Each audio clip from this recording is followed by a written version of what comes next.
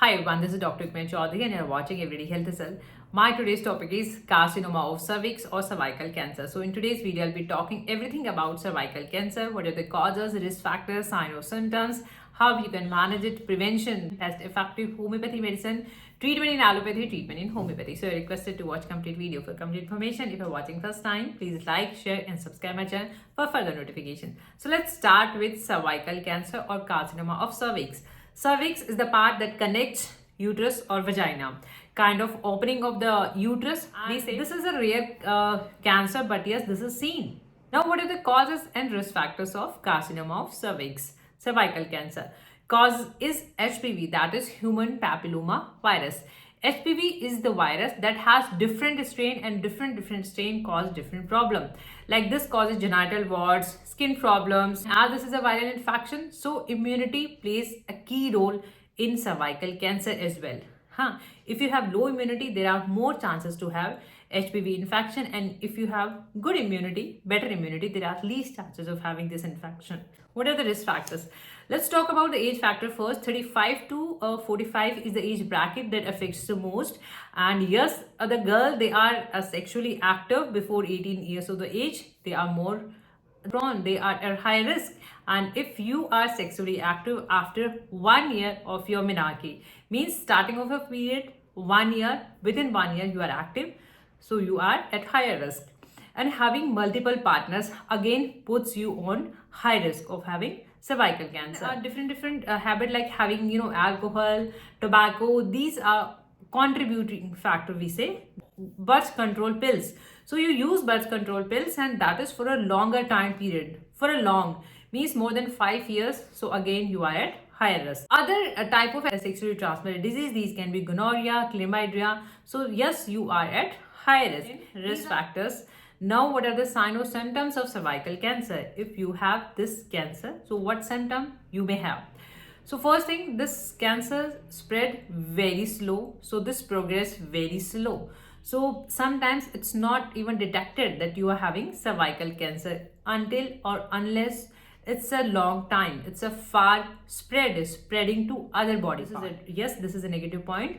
But yes, if you have these kind of unusual symptom, you can go for screening. So symptoms are unusual vaginal bleeding. This can be bleeding after intercourse, bleeding in between your periods, and yes, bleeding even after menopause.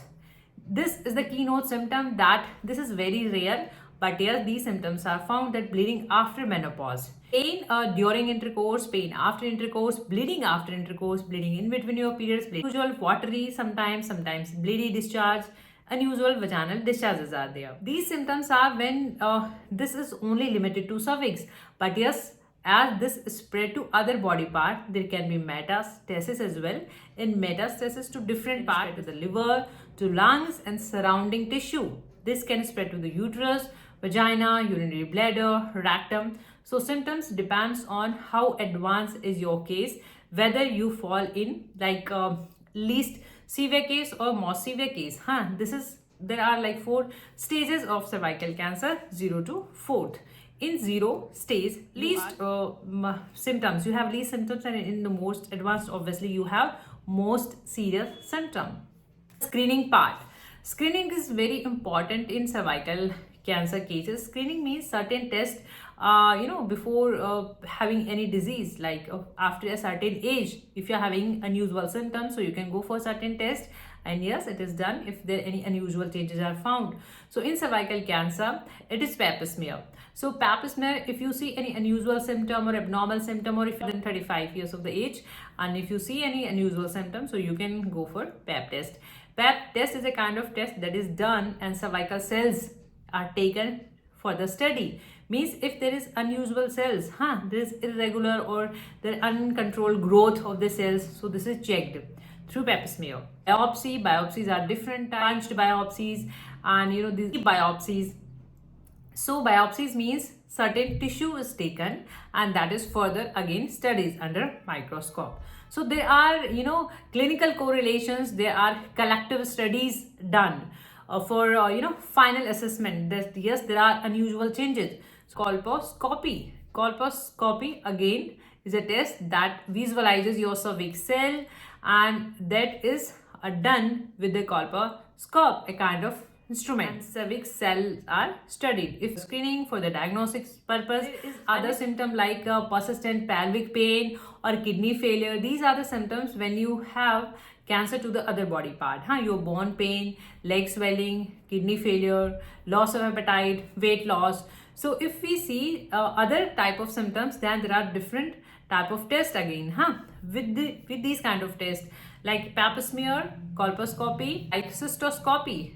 If you have urine symptom, then there is a cystoscopy, urinary bladder study, and there are IVP, intravenous pyelography. If you have, again, your complete urinary tract is visualized if you have urine symptom. So prevention is this is very important step, that yes, we can prevent cervical cancer, and there is a vaccine for that, HPV vaccine, very common, and this is also for the boys, and this usually given like 9 to 23 years is the time period that you can take shots of HPV vaccine.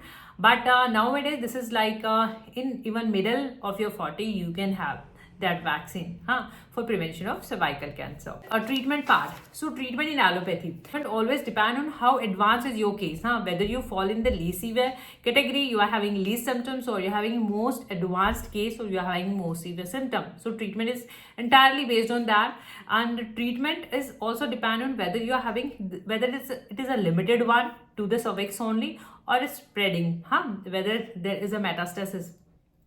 It's a case of metastasis, so treatment always depend on that. So radiotherapy, like radiotherapies are done externally as well as internally nowadays. Externally, a larger machine are used to target your cancer cell through rays, and these are very strong rays that destroy, that damage your cancerous cervical cells. And this is like internal one. In internal one, there is a capsule that has radioactive substance, and that is implanted in your cervix, so that releases that substance, and that kills the cancerous cervical cell, but that spares the healthier one. So this is external as well as internal.